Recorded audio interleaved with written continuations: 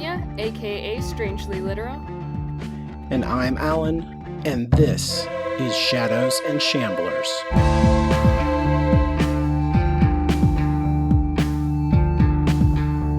Please stand as you are able for this week's reading, which comes to us from the Book of Ibis. Gods are great, but people are greater. For it is in their hearts that gods are born, and to their hearts that they return. Now you may be seated. This week we watched American Gods Episode 5, Lemon Scented You. So what did you think? Last week I went to the top of the mountain. I feel like I can't say that every episode is the best episode. This is like the problem that critics have, right? This is why they poop on everything. I think this episode was really good. I really like the guest stars that we get with Mr. World, some of the police. I love the way that the show is able to bounce from the drama of Shadow and Laura to the comedy parts with Mad Sweeney and the weird horror in the police precinct. So there's a lot of really good stuff here. What did you think? I also loved it. I thought there was really great writing and performances, basically from start to finish. And the music was super fantastic again this week. They used it to enhance the narrative really well. But before we dig into the show, let's talk about this week's creators.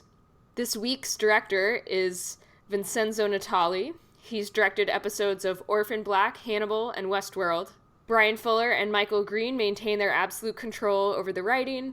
Although one thing I noticed when I was going back to check is that they swap the order of their names on each episode for the writing credits. And so I'm not sure if that is like reflecting anything about the writing process or if they're just taking turns being listed first to be like nice to each other. Let's recap what happened this week. Once upon a time, Atsula's tribe crossed the land bridge to America, made a truce with its god, and forgot their own. In the present, Shadow and Laura struggle to reconnect. The police arrest Mr. Wednesday and Shadow and take them to the precinct.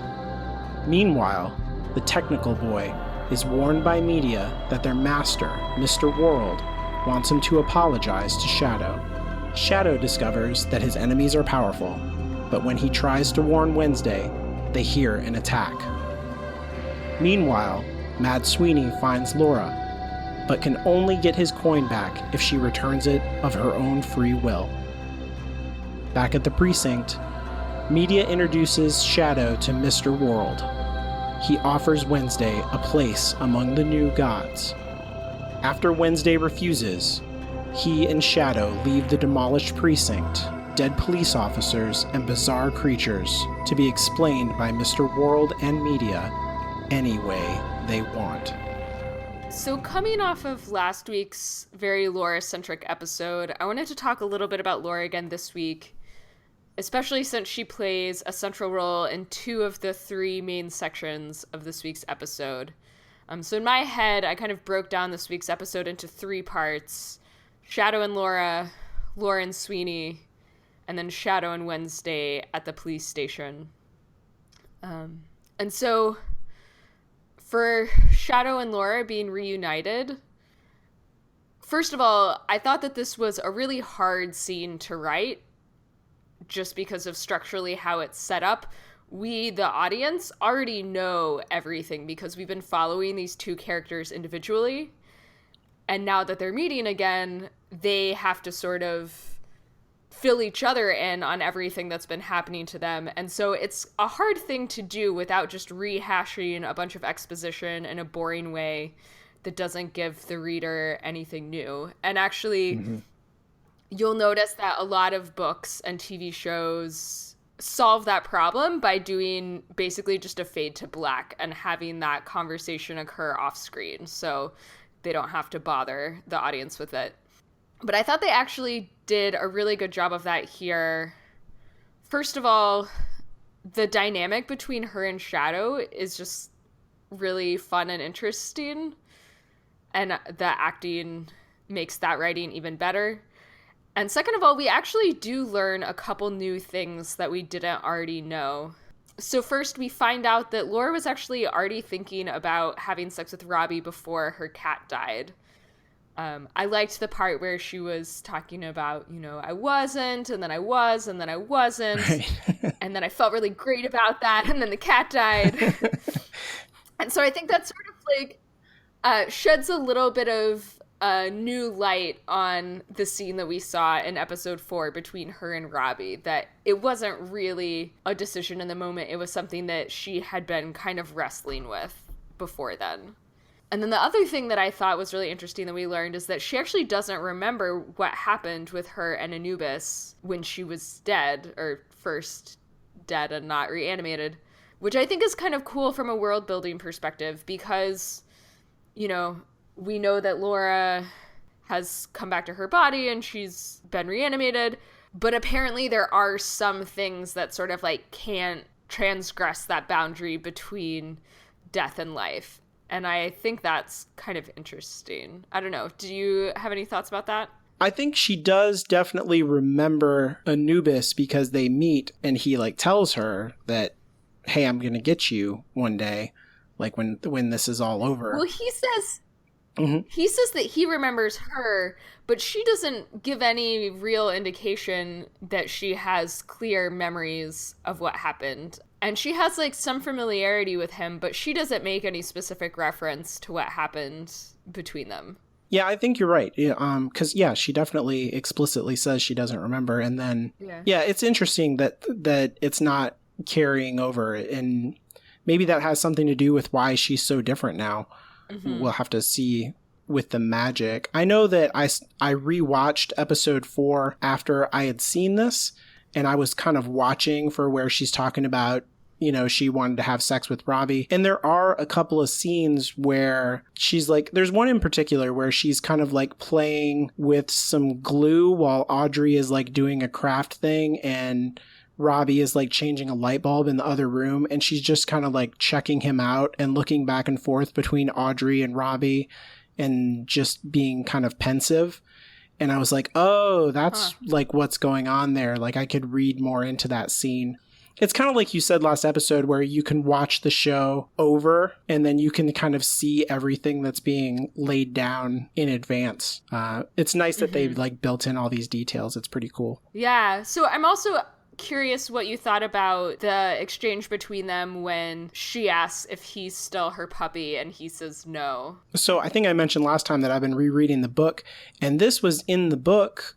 Like pretty much this whole conversation is in the book. This is almost verbatim. And then we go inside of Shadow's head and like play out, like, do I love her? Am I her puppy? And then he says no. He doesn't seem happy about it, right? Like I really liked that they adapted it this way, and that the way that Ricky Whittle plays it, we can feel like the struggle inside of him.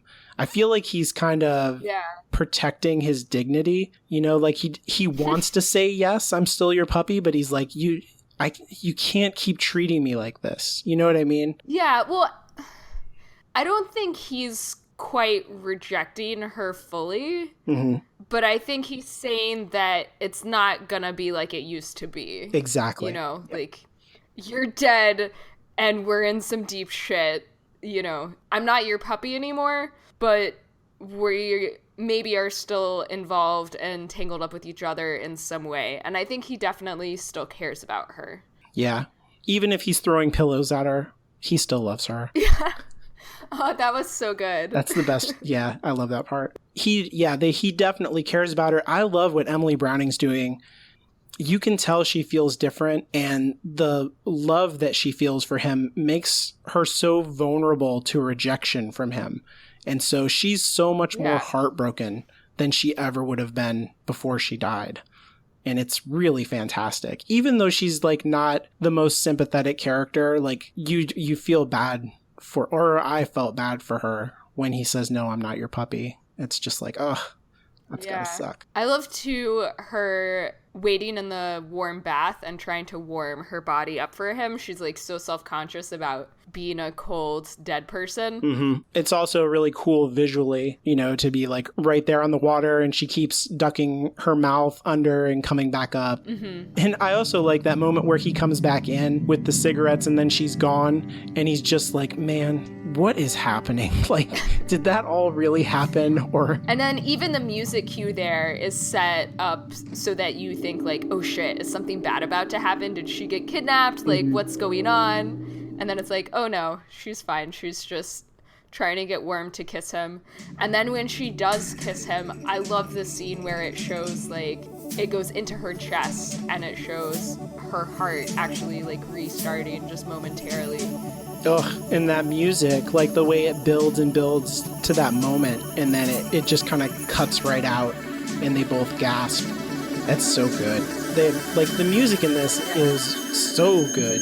The whole show is good, but this episode especially was really excellent, I thought. Yeah, there's like a little piano thing that happens right after she says, I love you. That's, I think, might be like my favorite musical moment in the whole series so far.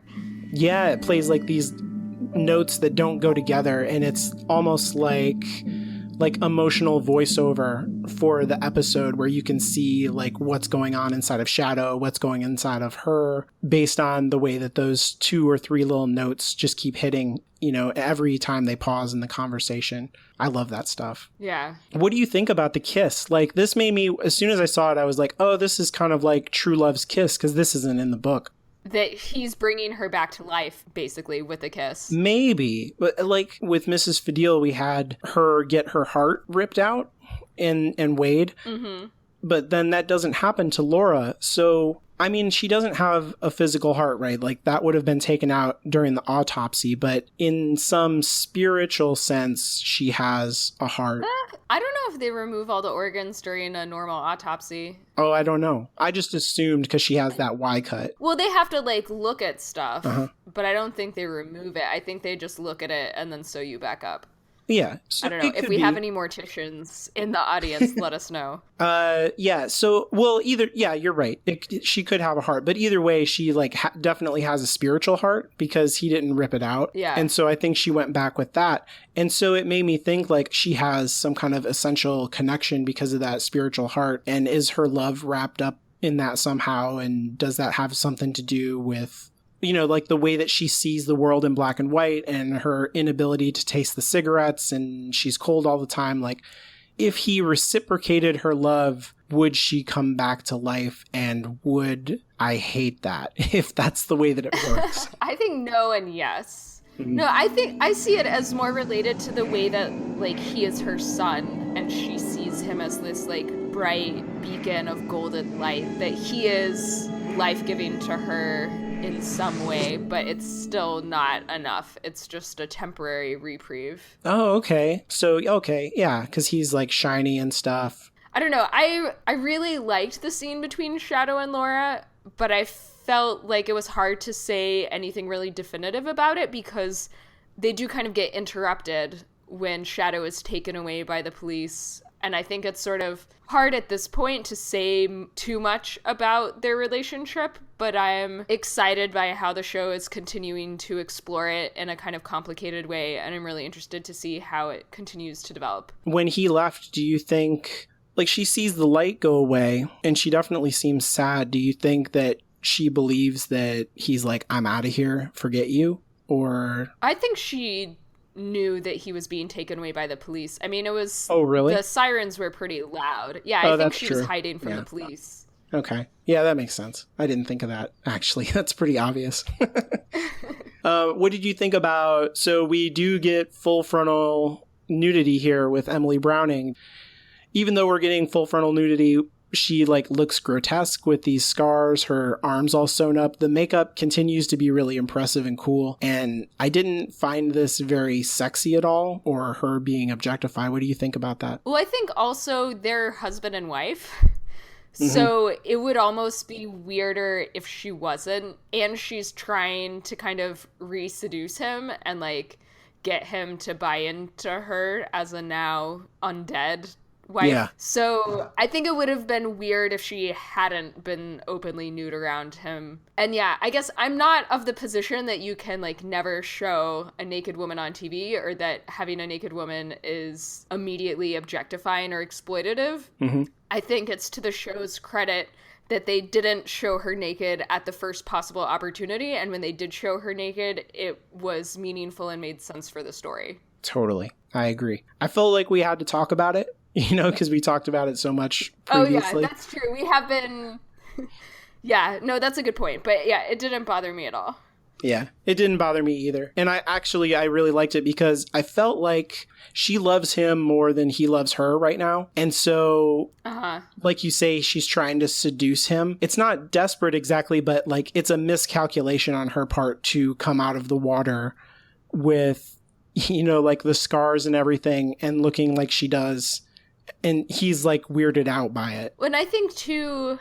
she's trying to seduce him, like, literally and metaphorically, and I think what he needs right now, particularly with her being dead, is not the physical seduction, but just the metaphorical seduction. Mm-hmm. Mm-hmm. Yeah. And I think that's kind of the miscalculation. But it makes sense knowing what I know about Laura's character and just how physical she is, that would be her go-to move. And how much she needs him to love her now. She's not thinking clearly. The way I see Laura's sexuality, sex doesn't necessarily mean love, but sex is a part of love. Like, you can have sex without love, but you can't really have love without sex, if that makes any sense. Yeah, I think you're right. But now we have to talk about the best thing. Yeah, the best thing. Well, second best thing after Audrey. Best thing in this episode, Laura and Mad Sweeney. The physical comedy with Pablo Schreiber is just so good. I'm not someone who usually likes slapstick and like physical violence as comedy, but somehow anytime Pablo Schreiber is getting beat up on screen, it just makes me so happy. I don't know if it's like part of it is his acting and part of it is that his character is just such a dick. You don't really have to feel bad about it. Right. Yeah, he's excellent at it. I wonder if he did his own stunts. He almost has to. They're so close up on him. But he's getting slammed into walls and stuff. I love the way that they portray her strength, where she just flicks him and then he like sails across the room and crashes through the wall. Oh yeah, that was such a good moment. I also just love the dialogue between the two of them. I love the way he keeps on calling her dead wife, almost like it's an insult or something, but she doesn't seem to really be taking it that way. The confrontation between Laura and Mad Sweeney feels so inevitable in the TV show because she has his coin. It's what's giving her life and power and allowing her to be a character in the story. And he obviously wants it back. He's had shit luck ever since he gave the coin away to Shadow. So this confrontation feels so inevitable and plot-driven, but it's not actually even in the book. It's crazy. Yeah. Like, once you see it, you're like, how did it not happen? Like, as soon as I watched this part, I was like, of course they should meet. And it's like, it's amazing because they're both magical and they can do all this crazy shit and it's so much fun. I love the way he tries to convince her logically, like, dead people can't own things, so, like, give it back to me.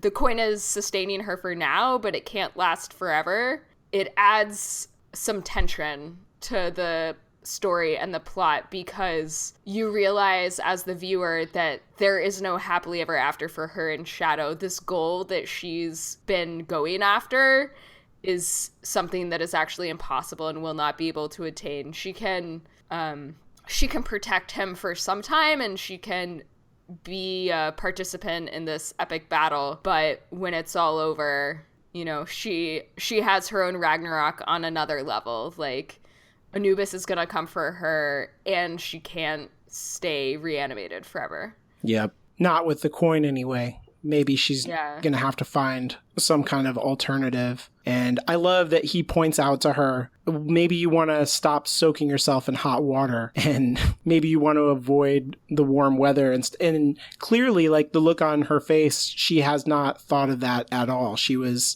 just focused on getting Shadow back, and she was like, oh, right, okay, these are the rules of my life now. And she has to kind of reorient herself. Yeah, and again, there's another really great musical cue here. So when Sweeney is offering her the replacement coins and putting them into the hat, the music changes and all of a sudden becomes more playful in a way. It's actually the same music from when he did that trick for Shadow. I guess it's like his theme, you know, like a musical theme for that character. So if you listen to the music, it kind of plays slowly when he's bargaining with her, when he's trying to convince her that, you know, that's what last wills and testaments are for. It's playing the same song, but it's much, much slower. And so I really like that Brian Reitzel has composed specific character themes for these different people, and that when we get their scenes, we get their music along with it. That's pretty cool. And I really like the musical moment. He backs away from her and we get a piano slide down the scale, which was really playful. Oh yeah, I remember that. That was really good. Yeah, I love that Mad Sweeney's theme is just so goofy, kind of like he is. There's definitely like a contrast, right, between the way that Laura and Sweeney are dealing with each other and the way that Laura and Shadow are dealing with each other. She feels like she has total control over the Mad Sweeney situation and no control over the Shadow situation. Well, I think the power dynamic is very different in each situation, right? Mm-hmm. With Mad Sweeney, she has the coins, so she has all of the power. She has what he wants, and she can just say no. Whereas with Shadow, what she wants is his approval and acceptance. And so in that situation, he has the power, and she has to be much more deferential. And he says no to her the way that she says no to Sweeney. Yeah. I feel like there is a little bit of the other side of the coin between these two relationships that Laura has in this episode.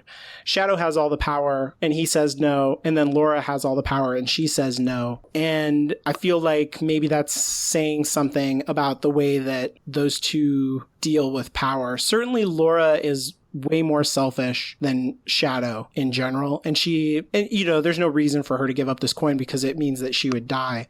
But I feel like she really enjoys being this powerful. It's not just about her second chance with Shadow and all of that. It's also about being this, like we said last time, like being this larger than life, super powerful person with all these abilities. Yeah, one other thing I want to mention before we finish the Lauren Sweeney section is just, I love the way that she pretends to be dead to get him arrested and taken away at the end. It's like such a clever, hilarious way to end that confrontation. Keeps screaming, "Fuck you, dead wife," over and over. Yeah. Or "You're an asshole, dead wife." I think that's what he says. Yeah.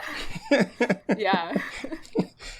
And it's such a good moment, too, because there's really no good reason, like after I watched it again, for the cops to run in right at that exact moment. But it's so perfect comedically where they're dragging him away and it looks like he killed her and then... And then she has that like little smirk at the end as she's underwater. It was so good. Yeah. That was like the high point of the episode for me, I think. Yeah, and then we move to the precinct with these police officers. I was really charmed by Tracy Toms, who is the like local detective. Yeah, the cop who's interviewing Shadow. I thought she was so good. She almost kind of stole the episode. I really wanted to see more of her, so it's a shame that she gets killed at the end. Yeah, like I was really bummed when I saw her dead body. I do wonder if she might come back, though. It's not totally impossible. I looked her up, and I guess she was in the show Wonder Falls, which was also by Brian Fuller, and he likes to throw people that he worked with before into stuff. Yeah, she's super charming, and I really like this take on the local cops because usually we get the local cops and they're dumb and they can't get anything accomplished and they're, especially when we're doing a con artist story, usually the heroes will outwit the stupid cops.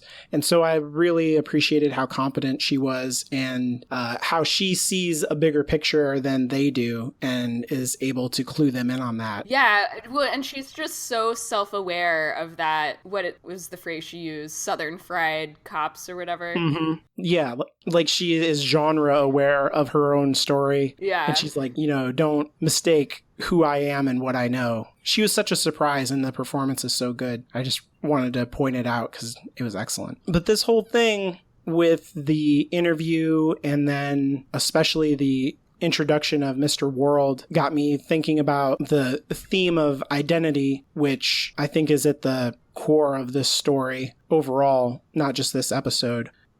This episode kind of changes everything because we finally meet our chief antagonist, our big bad, Mr. World. I don't know what you thought of Mr. World. I love the introduction we get with him. I thought it was fantastic. We get to meet Mr. World, and we also finally get the definitive story on who Wednesday is. We've been kind of dancing around on the show, but Wednesday is Odin, also known as Grimnir, and that the ravens, not crows, that we've been seeing around on the show actually answer to him and have been spying for him. I love that moment where the raven like knocks on his door and then he's like, slow down. So what are you saying? And so we see that he actually talks to the birds and they don't say anything literally. They just kind of caw at him and he can understand them somehow. I really liked that. I thought it was cool. Yeah. But yeah, you're right. And also we get this confirmed during the Mad Sweeney scene, right? Because Laura is like, who told you to meet Shadow at the bar and beat him up? So we find out that whole thing was a setup, that Mad Sweeney was provoking Shadow on purpose under the orders of Mr. Wednesday. And he says the old dude, Grimnir. And so that's another name for Odin. And then in this scene, we see the bomb that says Odin on it. And they're going to kill everyone in North Korea with his name, on the thing. So it's going to be all these human sacrifices and everybody's going to be talking about Odin again. And that will give him more power. That's their pitch anyway. So yeah, he is Odin, the king of the Norse pantheon and the one that, the beginning of the first episode that the Vikings sacrificed to. So you don't want to keep calling them crows on our show? I think we can just go ahead and switch to ravens. Just like a little inside baseball to the listeners. The first time I used the word crow accidentally and then realized that I couldn't just change to using the word raven without drawing attention to it. Right. And we wanted to keep this not 100% spoiler free, but relatively spoiler free. So we just sort of like went along with that for the past few episodes. But we've gotten all of your letters and tweets and complaints about it. And we know. We know. So there's this moment where Wednesday quotes the beginning of Madam Life's A Piece in Bloom, which is a poem by William Ernest Henley. I didn't know that when I watched the episode, but I was like, well, that sounds like a real thing that he's saying. So I looked it up. It's a poem about life and death, which I think is interesting because Odin is kind of a god of death. So it's kind of relevant to him. And the poem kind of characterizes life as, and this also fits Mr. Wednesday's personality, it characterizes life as kind of a cheap whore that you get to spend some time with, and that death is like her enforcer or her pimp who comes to collect the bill, and that you might try to scramble for more time with life, but it's never going to work out. He's going to pin you down. He's going to take everything from you. So it seems like a really Mr. Wednesday thing to say. I'm glad that you looked that up because I was wondering where it came from, but, being in the middle of traveling and somewhat sick since I've come back, I just didn't get around to it. Yeah, it's a cool little detail. I appreciated the thoughtfulness that they could have quoted like any kind of weird poem, but I felt like it was actually relevant to his character, so I wanted to point it out. I really liked it. Cool. we've got Odin here, and so we definitely know that he's a god. We get Mr. World. So what is Mr. World the god of? I'm trying to figure this out because his character is very different than in the book, and I feel like this is more a creation of the show than it is an adaptation of what's in the book. And he seems like a force of globalization to me. You know, the way that corporations now might start or be based in America and then kind of creep out across the world, and everything becomes homogenized and becomes one system or systems inside of systems, like he says. So I kind of see Mr. World and media as two different sides of the same coin. Like, media is about output, and Mr. World is about input. Mm-hmm. So media is sort of like spreading messages, getting information out there, changing the way that people think. And Mr. World is about collecting information. And so I see him almost as sort of like a product of the internet, but basically like he sees everything that happens on CCTV. He has access to all of the medical records, like anything that's sort of on a computer connected to the internet, he knows. That's a really good take. I like that. And because they're sort of like very similar, like different sides of the same coin, they're both kind of weirdly dispassionate and opaque, mm-hmm. and acted in a very similar way, whereas the technical boy is very different. He's so just like earnest and transparent and rebellious, mm-hmm. in the way that like technology doesn't really have any of its own ambition. It just wants to get used, and it doesn't really care to what end. Whereas media and world have more of their own viewpoint and ambitions. They also feel like his mom and dad to me. Like, it feels very much like a family kind of situation. Well, I haven't thought about it that way, but you're so true. Where, you know, he is kind of bringing the technical boy in front of Wednesday and Shadow and, like, apologize to them the way that we talked about, you know, in a very, like, fatherly way, the way that you would bring your kids to somebody who they insulted. And then, except, you know, like, this is super dysfunctional and wrong, because he's like, do you want to beat him up? Like, there's clearly like an abusive thing going on. And then media knocks his front teeth out. But she knocks his front teeth out in a, like, with a kiss, basically, mm-hmm. which I thought it was really interesting. And it's sort of like the hidden menace behind the friendly, seductive face of the media. Like, both media and Mr. World seem super reasonable and friendly in their presentation to Shadow and Wednesday, but they also just killed both of those cops and probably more people who were in the building that we didn't know in order to get there. But that's sort of like all happening behind the scenes. Right. And isn't a part of their presentation. Yeah, and you're right, because when we get the carnage and stuff, you're like, whoa. And I love the way that Crispin Glover plays Mr. World, where he's, like, his eyes are rolling around in his head, and there's clearly, like, he's not totally stable. I love that instability. You never know quite what's going to happen with those guys. Also, I want to talk a little bit about the world building that we get with media here, because I think it's pretty interesting. So she's appeared as I Love Lucy, and then we get the scene with her as David Bowie, which is really cool and kind of sets the technical boy back on his heels a little bit in his own house, it felt like to me. Yeah, I do love that he gets a taste of his own medicine. Yeah. With being attacked by the face mask, and he's like, oh shit, he knows exactly what's coming. Right. He kind of like rolls his eyes. And that was what made me think of the parental thing, because this is like the mother, you know, taking the child aside and being like, when your father gets home, I mean, you're in for it, mister. And I say it that way because I get this really 1950s kind of vibe off of them, off of Mr. World and media.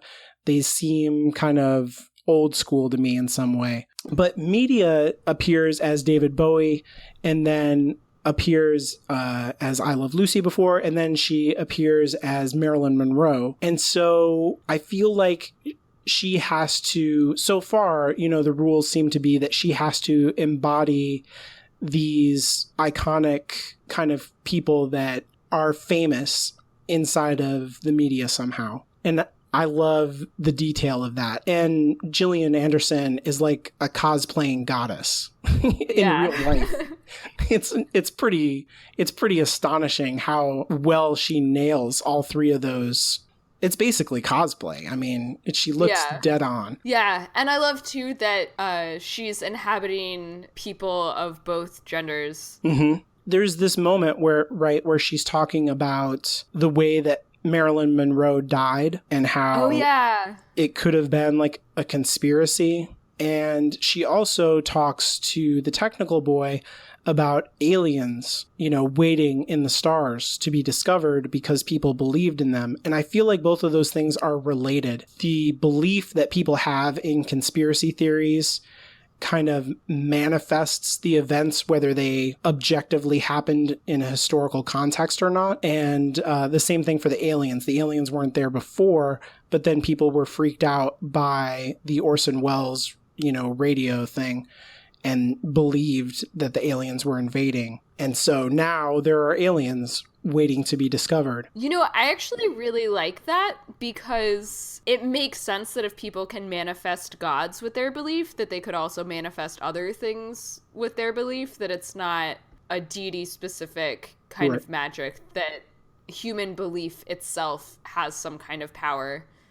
And it just happens to be that we spend a lot of that belief on deities, but it doesn't have to be a deity. Yeah, that the modern idiom has kind of like recontextualized the things that we believe in. So now people believe in aliens, they believe in conspiracy theories, and they don't believe so much in, the ancient gods or even, modern deities at all. Yeah.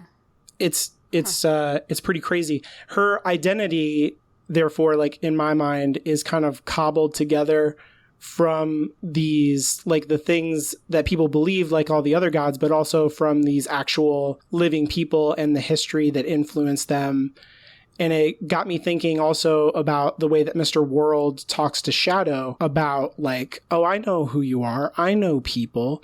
And he reels off a list of intimate facts that would be difficult, for a normal person to know about. And I was thinking, like, is that really who Shadow is? Or he clearly seems to believe that all of that information is Shadow. But Shadow is not a collection of facts, That's not like what a person is. I think that's one of the things that is actually being kind of debated in our culture today. Is there's that whole thing about like using Facebook algorithms to figure out what people are and like targeted ads. And the idea that with like, if you have like 200 Facebook likes from a person, you can know more about them than their spouse does, or like better predict their behavior than their spouse would be able to, which is like kind of crazy.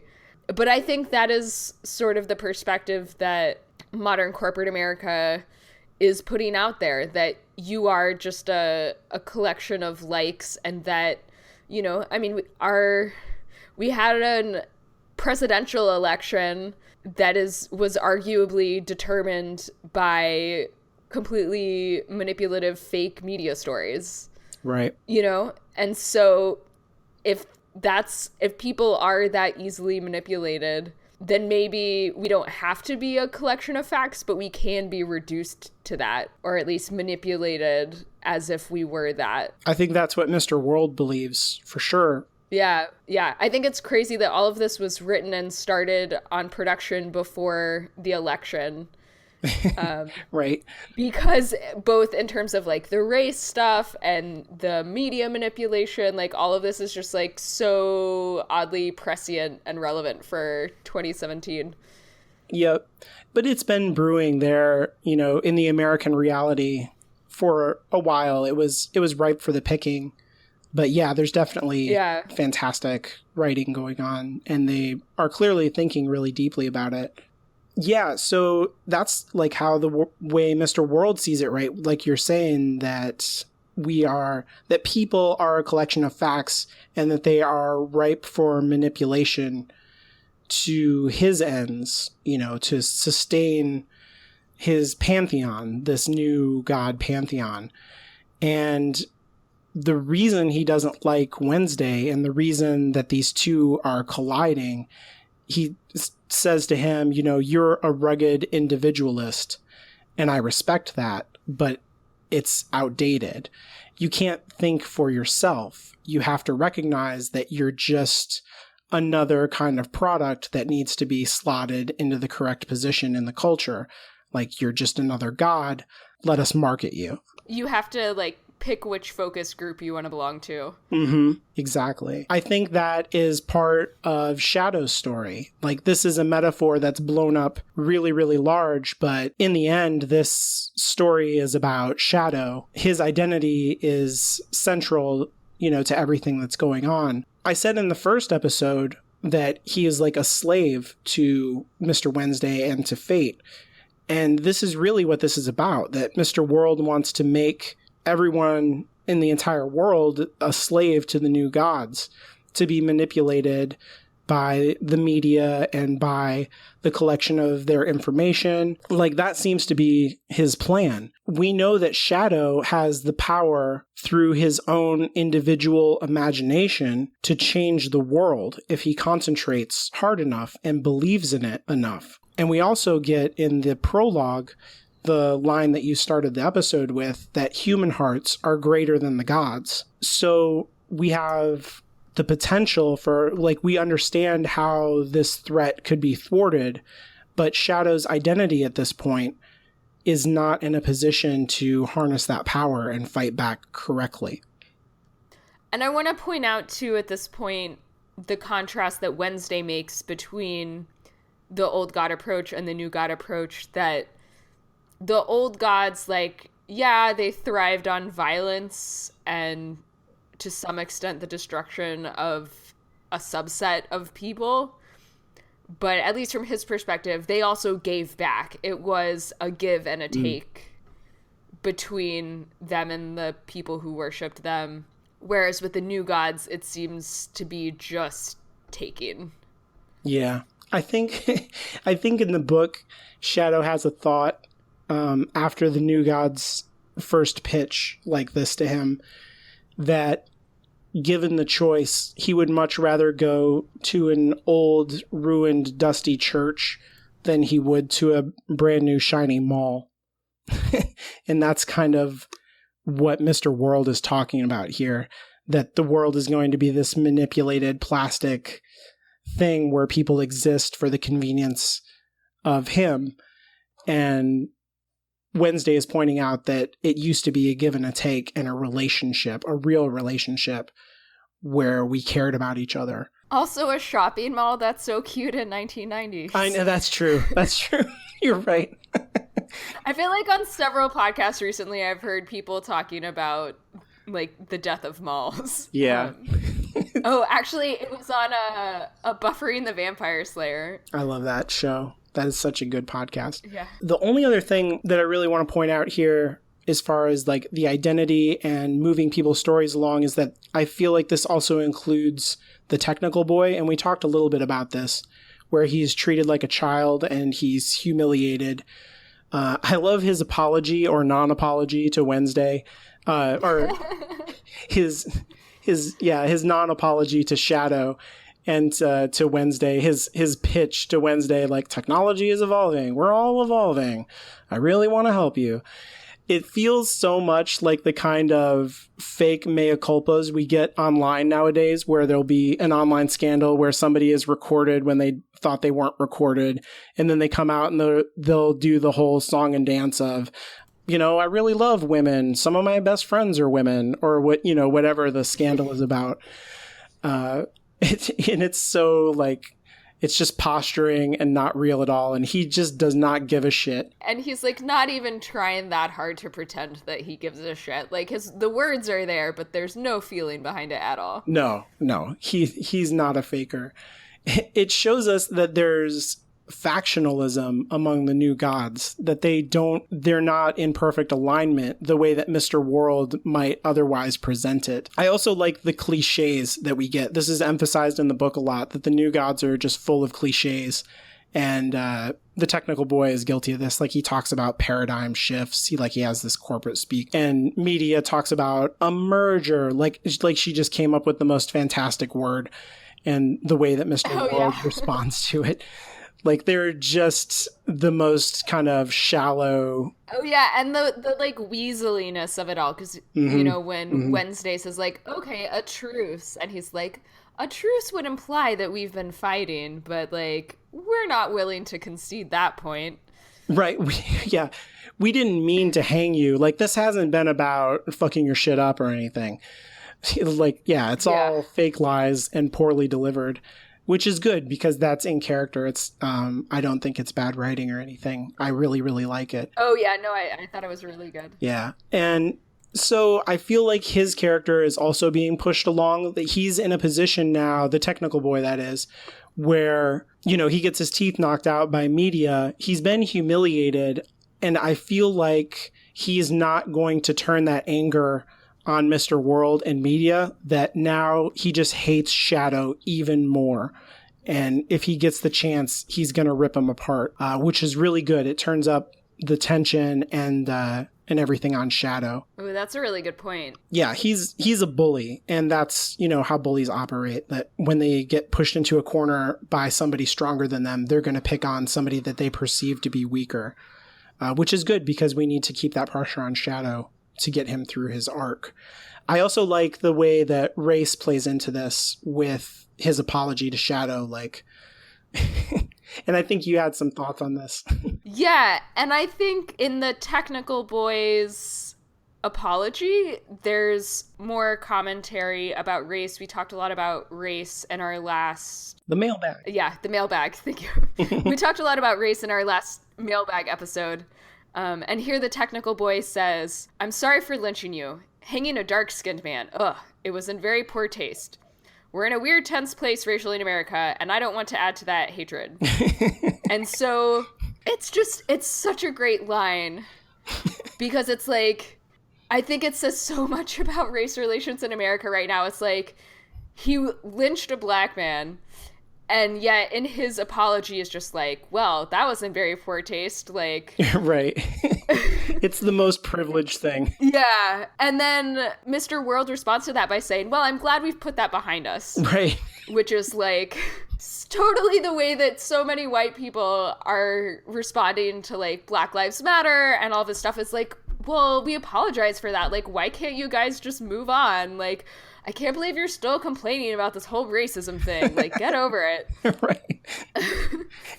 And even before that, when Wednesday is talking to his police interrogator about what's going on, and he refers to Mr. Nancy as coming from the vantage of the bitterly dispossessed, which normally I would take with a grain, but having seen the rope burns around my friend's neck, which I think is sort of a commentary on sort of like the woke white population who is like 15, 20 years ago was more, aren't we done with racism now? But sort of like in the past few years is now becoming aware because of the way that like violence against Black people is becoming more covered in the media, just based on like cell phone videos and stuff of, people getting shot by cops. I don't know. In some of the true crime podcasts that I listen to, they've been talking about, there's been a couple O.J. Simpson documentaries that have come out recently. And so there are a bunch of people in their 30s and 40s who are like, yeah, I remember during the first O.J. trial when he was found innocent and Black people everywhere were celebrating and like, finally, like, we got one. And people were like, he's clearly guilty. I don't understand why you're happy. And now 20 years later, they're like, okay, yeah, I understand why you were happy, even though he was clearly guilty. Right. Yeah. Yeah, it's about just the bitterness of injustice for so long. It's just like, finally, at least we got, he had to be super rich and famous like all of you people, but at least we got a verdict in our favor for once. It didn't even matter. Yeah, for once. It didn't matter whether he was guilty or not. Yeah, exactly. I think you have a really good point about Mr. Wednesday kind of being woke, because he, the way that he says it, he's like, he's not woke though. He's like, I guess you have a point, maybe. It's It's like, No, I wouldn't. Well, he's not. I would say he's very recently woke. yeah, exactly. You know, like normally I would take it with a grain, but having seen the rope burns around my friend's neck, Right. he's being dragged into wokeness, I Right. guess, somewhat unwillingly. Yeah, there's a lot of that. There's a lot of that out there. Yeah, and that apology from the technical boy feels like it was written by Mr. World to me for him to say. And so I feel like that's why he follows it up with, I'm glad we've put this behind us. Like, this should satisfy, it's like an equation, right? It's like, this should satisfy everyone. Yeah. I said the technically correct thing. They have no concept of how, actual human society works, which is also like, what you're saying about the O.J. Simpson thing is how privileged white America was responding to that whole situation where they just don't have the perspective to understand what it's like to be in that situation. So he can't relate to what it was like for Shadow to go through that at all. And he actually doesn't even really care. He just wants to continue on with his agenda. And it's, kind of the same thing with that situation. We just want law and order. Why won't you people just obey the rules and do what we tell you to? And it's not about fairness or what the actual human experience is like. It doesn't matter. And then I also just want to point out that there is some really great cello music when Laura is leaving the morgue and when Shadow is leaving the station, since we've been talking about music in this episode. I love that whole thing with her blowing the door off. That poor guy got killed. But it's kind of funny. Also, what was he looking at? When on the wide shot, I was like, oh, he's like reading a webcomic or something at work. But then when in the close-up, you can see he's just done like a Google image search of ponies or something. Right. I have no... It was like a bunch of animals. It's just ponies. It's just pictures of ponies. Like, I don't know what the hell he's doing there, but... So I guess we'll end our general discussion by talking about the prologue, to be ironic. And so this prologue was a little different than some of the other ones we've seen. It was animated, which I thought was actually pretty cool. I'm glad that they did that instead of trying to do it live action. I think that was a good choice. I was really surprised by it. Yeah, I was really surprised by it too. But then on the second viewing, I was sort of like, okay, yeah, I can see why they did a bunch of things that I think are just easier to do in animation than through live action. Yeah, so this story appears in the book, and it is the oldest story. So I thought it was appropriate for that reason, too. This is supposed to be like some of the very first people to come to America over the Asian land bridge, over Alaska. And was that 10,000 years ago? Or like 8,000 years ago? In the book, he says 14,000 BC. Okay, yeah. And a lot of times, Neil Gaiman will take whatever archaeology is available and then he will go beyond it to say, like, no, that's actually incorrect. Oh. That it's actually much older. It happened earlier. Yeah. He does that constantly in the book. But this, I thought it was really cool that we get Mr. Ibis through almost the whole thing. We only have the actual human beings say two words. Atsula, the main protagonist, she says the name of her dead child before they bury it at the beginning, and then she says the name of their god, Nan-Unini, who's like the idol that they made out of the mammoth skull, yeah. Yeah. Which is interesting because these are kind of proto-Native Americans and they have no voice in this story. But doesn't the Vikings don't really have a voice? Isn't the first prologue also all voiceover? That's a good point. I hadn't thought about that. I'm trying to think if they talk at all. I don't think they do, now that you say that. So maybe it's just part of the form. Yeah. I mean, so I guess seems like there's two types. There's sort of like this one and the Viking one that are older and basically all voiceover, and then the more recent ones, the Mr. Nancy and the Mrs. Fidel. Mm-hmm. Yeah, we should watch that as a trend. I do like that the voiceover made me realize that this is not actually the story of the humans so much from Mr. Ibis's point of view. I feel like it's more about the forgotten god, Nan-Unini. Atsula makes the sacrifice to be allowed to come to America finally. And then the native tribe who's already there comes out with food, like in a truce, and the survivors of the tribe knock it out of his hands. Like, they reject the truce because they feel like they paid too much to get there, and then they are killed, and their children are co-opted into the religion of the people who are already there, and so they forget their god, and the god dies. And that would be extremely relevant to people like Mr. Ibis, to Nancy, and to Odin, you know, who are trying desperately to survive in the face of that exact situation. So the story is really about the god and not about the people. I'm glad to hear your interpretation of that, because honestly, I was a little bit confused watching the prologue. I felt like I was following it until the very end, when Atsula sacrifices herself to, like, end the suffering and starvation of her people. And then as soon as the arrows started flying, I was just like, wait, where did that come from? Like, what? I didn't really understand. I don't think it's what very was going clear. on. Yeah, I had to watch it over and over to figure it out. And I feel like it ties back into the truce of Mr. World, you know, that he's offering out. Like, hey, just do this thing. Just make this. You mean the merger? Yeah, you're right. The merger. That just merge with us and play our game, and then you can survive. And Mr. Wednesday kind of knocks that aside the same way that this tribe knocks the basket of food down and says, no, it's not worth it. It's not worth it to give up who I am to be a part of this place. And then in the prologue, they get killed for that. And that's kind of the threat, right, that's hanging over Mr. Wednesday. So that's the only way that I kind of unpacked the prologue. Like, after I'd seen the episode a couple times and I watched it again, I was like, oh, that's what's happening. Because I thought it was their own people, like, knocking the food out of their hand and killing them. And I was like, why are they doing that? Yeah, that's what I thought too. Okay, but it's other people who are already there. In the book, it's not that way. They are the original people to come over. But well, then how are there people already there? Yeah, well, I mean, the show's doing it differently, I guess. Okay.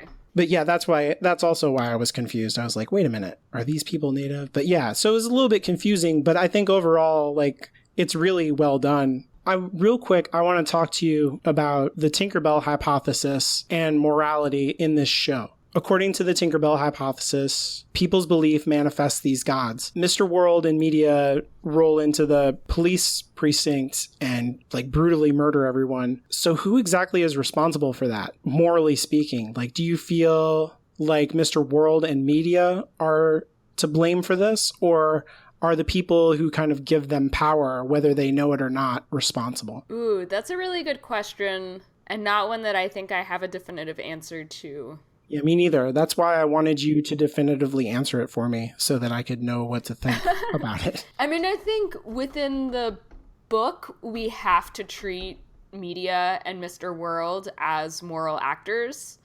So just within the scope of the story, I think they are ultimately responsible. Mm-hmm. But if you step back and try and look at the metaphor more broadly, then I think you could make it the argument that the people who manifest them are also responsible. I mean, in the same way that, like, who's responsible for Trump getting elected? The people who voted for him or Roger Ailes? Or the people who originally put Roger Ailes in power? Right. Who let that happen? You could also peel it away from any, specific political moment and say, like, who's responsible when America drops a bomb on a foreign nation or, invades a sovereign nation's borders?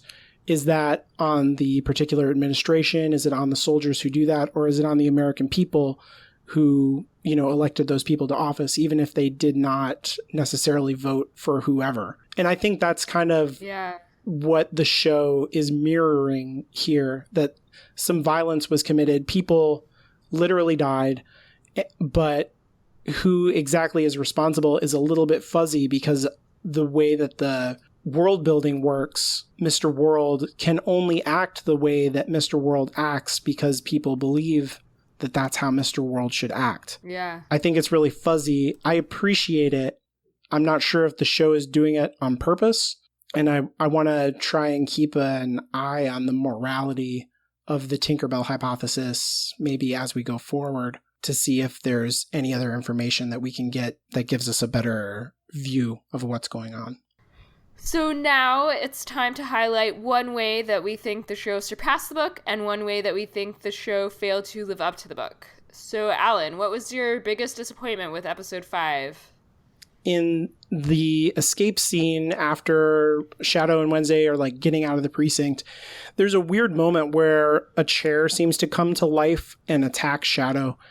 And I feel like this could possibly be a reference to a character from the book. And if it is, I really don't like it. And if it isn't, I also don't like it because it's weird and random and it doesn't work very well. I'm not convinced by this effect. I don't understand what it's trying to do. Maybe it will pay off at some point. If it's what I think it is, then I really hate it. And if it's not, I still don't like it. So that was mine. What about you? I thought it was really hard again this week, partly because the show is really only following the book pretty loosely at this point. Mm-hmm. So I picked something that I don't personally feel super strongly about, but I know from Twitter that a lot of book readers really like the character of Sam, who's a young hitchhiker girl that Shadow picks up after he escapes from his captivity in the book. And I also liked her and enjoyed their interactions. And so I'm just guessing that she's not going to be included in the TV show based on how the whole jail scene has been adapted. Mm-hmm. And so I guess the lack of Sam would be my complaint. A lack of Sam is always the worst. I love Sam. I think Sam will show up at some point in the show. If she doesn't show up, okay. Yeah, I'm going to have to burn this show down if Sam doesn't show up. I'm just saying, like, I'm going to put that out there on the internet. Let everybody at Stars know, like, Sam better show up. Okay, well, and so maybe I'm wrong. Maybe she will. But I was just guessing based on the changes that they've made so far that she won't be in there. Yeah. So what was your biggest improvement? We talked about it a little bit earlier. I really love putting Laura and Mad Sweeney in the same place at the same time. It's just perfect. You know, with the MacGuffin of the coin and just the way that the whole scene plays out is so great. It's really the best part of the episode, I think. And story-wise, it makes all the sense in the world. And I don't understand why it didn't happen in the book, like we said earlier. What about you? Yeah, I totally agree with your take. And I was just going to say that I like the way that they reimagined the whole sort of jail captivity setup. If they're doing what I think they're doing, in the book, it's just Shadow, not Shadow and Wednesday. But I love the way they play Shadow and Wednesday's interrogations off of each other and the contrast that it makes between them. You have Shadow being so stoic and serious and quiet, and Wednesday is being super emotive and goofy and loquacious. At first when he's lying, and then later when he's telling the truth in like the most unbelievable way possible.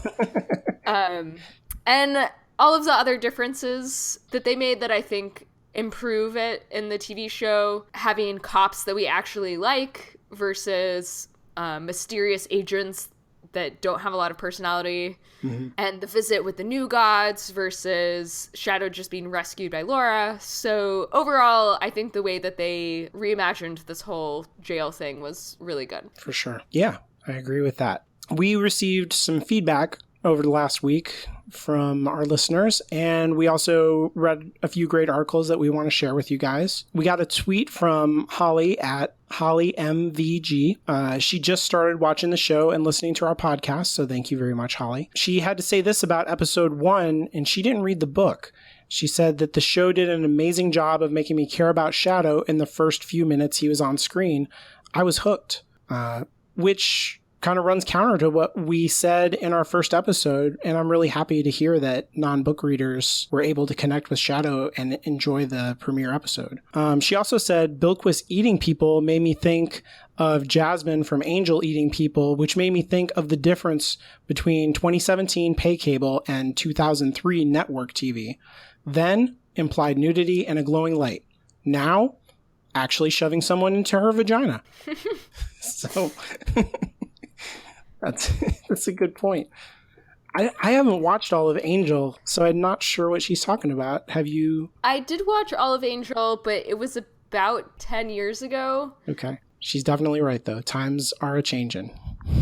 Yeah. We also got an email from Jonathan from Maryland about episode 3. He pointed out in his email, I just wanted to say, as did a lot of people, we totally didn't notice this, but it seems like everybody noticed, that the djinn was wearing Salim's suit in episode 2. So I wanted to give him credit for that. He says, Mrs. Fadil is nervous at her moment of judgment, which, let's face it, all of us would be, and this leads to her quick outburst in which she confesses a few of her sins.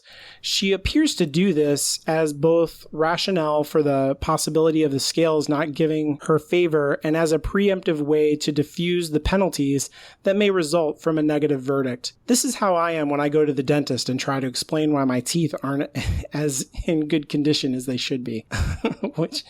Yep, I think we've all been there. Well, so I guess he was sort of saying that in reply to our commentary that Mrs. Fadil has humility and that her admitting her sins was evidence that she sort of like knows how she's flawed. And I guess we put more of a positive spin on that. And it seems like maybe Jonathan is saying like, no, you're giving her too much credit for that. Like, she's just panicking in the moment. It's a little bit of self-service. Yeah.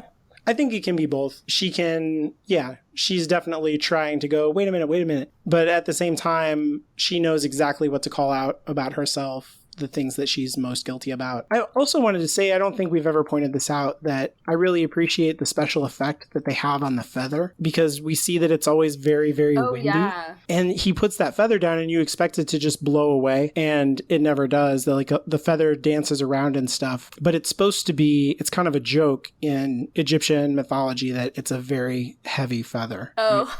I like that detail. So Jonathan continues and he says, also, if I can reach back to comments made in your podcast for episode 2, shorter title sequences came about because broadcast networks wanted more time for advertisements. Thankfully, pay cable networks don't have to worry about such things, which is true. I don't think either of us said that. Yeah, that's a good point. I guess we had been talking about how you don't need long credit sequences with people's faces anymore because you can just look things up on IMDb. Credit sequences aren't how you find out who's in the show anymore. Mm-hmm. But yeah, that's a good point. It's probably is more driven by advertising revenue than actually like anything that the viewers need. Right. So our next comment comes from Kelly G at Glazebrook Girl on Twitter, who asks, I wonder how you feel about the treatment of non-believers in American Gods. Laura is the first non-believer we meet, ? Also, Laura's connection to Anubis via the casino. Oh, yeah. I couldn't find her tweet about this, but I did see her point out that maybe the reason that Anubis is the one to meet her in the afterlife is because the casino that she worked at for so many years is all about Anubis. Oh, that's funny. And it's like Egyptian themed. Yeah, and there's an Anubis statue standing right behind her at the dealer table, and the cards they have Anubis on them. So there's all this stuff of she's kind of keeping his name alive and his image, even if it's not actually venerating him. Maybe it's feeding him a little bit. I mean, she's inadvertently worshiping him in the same way that people inadvertently worship media and technology and the new gods. Mm-hmm. I like that connection. I like that better than the everything else that we said about why he might be there, except for the possibility of like some kind of conspiracy or something. That seems like a more plausible reason that I think the writers put there in a really subtle way. So subtle that we didn't notice it. Okay, but so going back to Kelly's point about non-believers, how do you think non-believers are treated? I mean, my first thought is that the show doesn't seem to be trying to say much about them at all. So I think Laura is definitely an unlikable character. Her behavior is bad pretty much all the time. She's rude to people. She has not very many close friends. She sleeps with her best friend's husband. This is all bad behavior, and she doesn't seem to be very sorry about any of her bad behavior.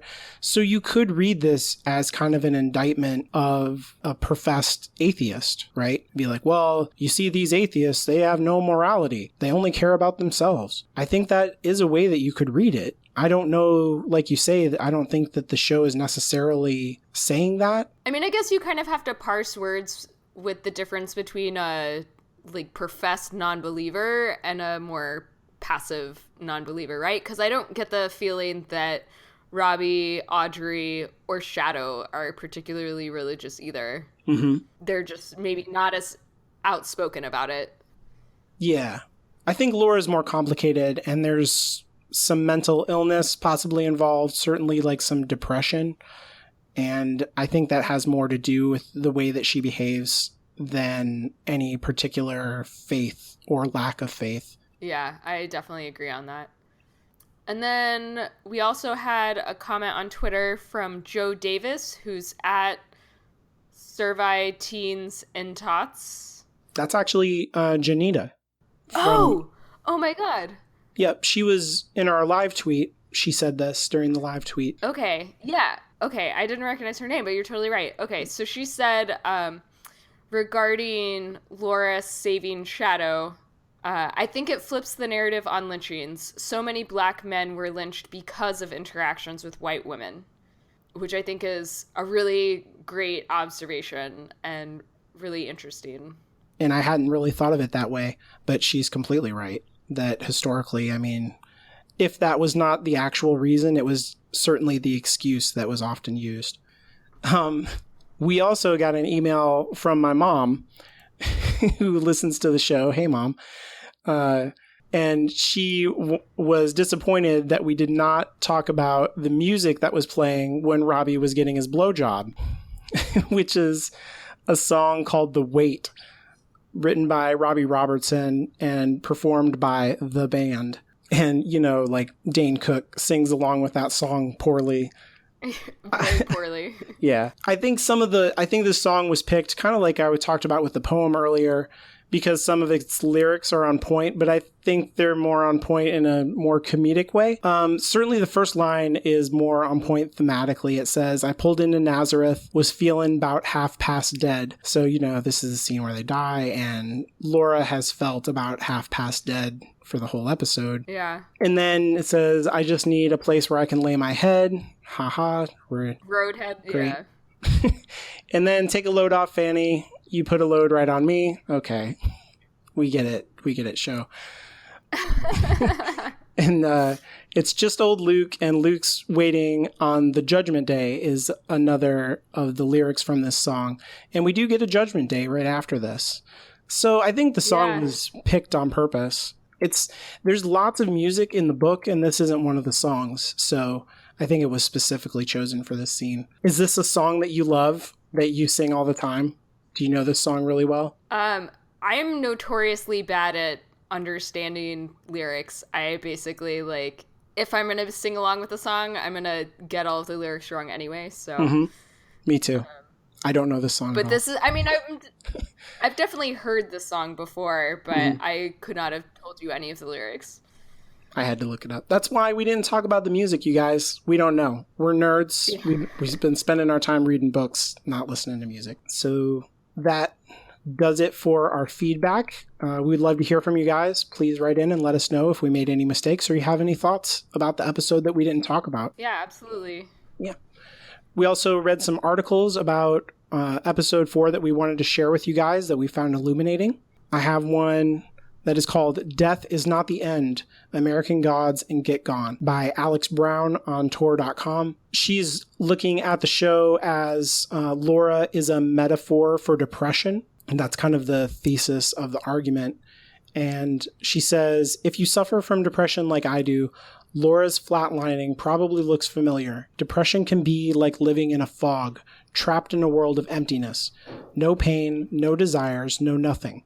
Nothing pleasing can penetrate that fog, at least not for long, and the thought of living like that forever is crushing. Suicide becomes less a cry for help and more a means to an end, a way to get that emptiness to stop.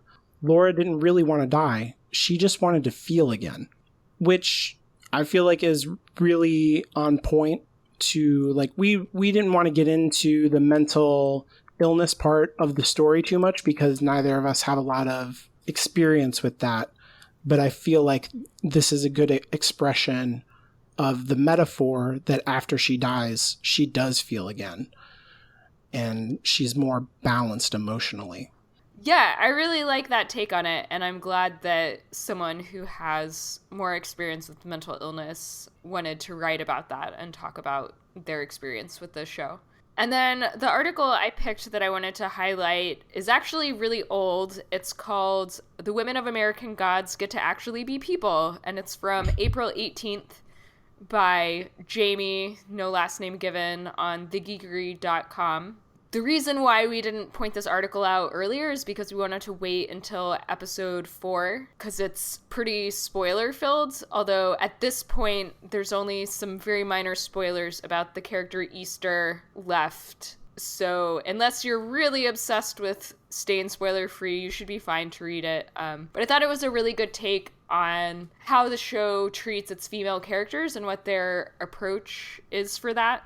One of the quotes from the article is actually from Yetide Badaki, who plays Bilquis, who said, "One of the great things is that these women, they're not perfect and they don't fit into one particular box. Each character is deeply flawed in their way that makes them incredibly human, even though we're calling it American Gods.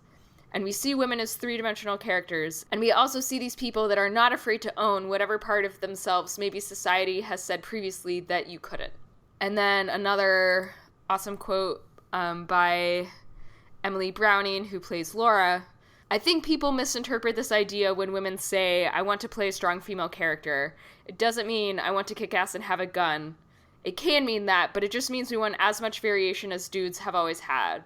I want to play like a really weak, pathetic character. If it's written well, I consider that to be a strong character." And so, yeah, it's mostly just interviews with a lot of the actresses from the show and talking a little bit with the showrunners about how they went about adapting the book, which we've mentioned before has been described as a sausage party. And the book really is... yeah, the book really is about Shadow and Wednesday, and the TV show really is much more of an ensemble where all of these people get to be really important central characters. Yep.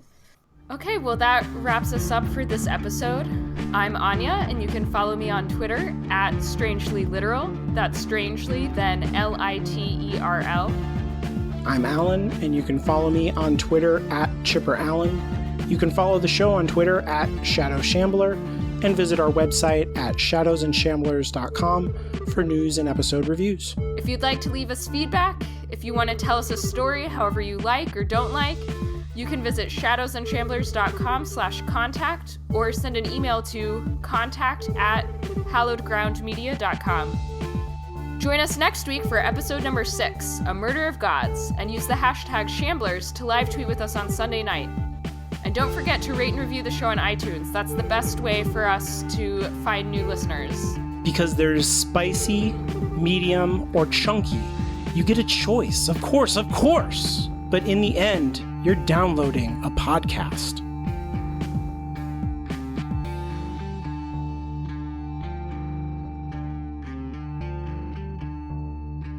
Shadow and Shamblers is a Hallowed Ground Media production and is released under a Creative Commons non-commercial share-alike license.